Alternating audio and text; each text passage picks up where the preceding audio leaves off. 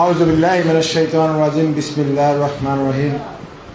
সবাই বলুন আলহামদুলিল্লাহ, আলহামদুলিল্লাহ, আলহামদুলিল্লাহ। এই শহীদা সারেনি কুলি হাসিনার কাছ থেকে দেশ মুক্ত, আমরা মুক্ত।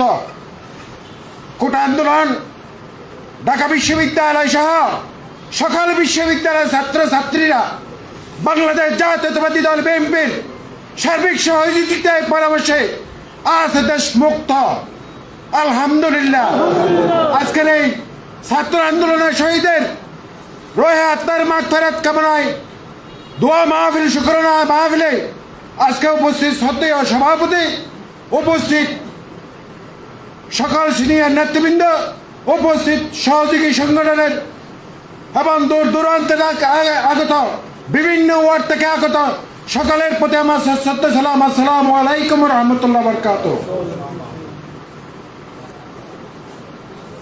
দুদিনে এই দুদিনে শেষের দুদিনে ফোরের আগের দিনে 1000-এর উপর মারি ফেলাই, ইয়ার আগে মারি ফেলাই 1000।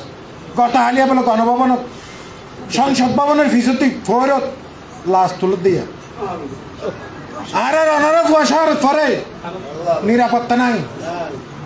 আল্লাহর হাসে ওনারা শুকরানা নামাজ পড়িবেন আর নেতৃবৃন্দর বক্তব্য রাখিব। আয় এই শহীদা সারেনি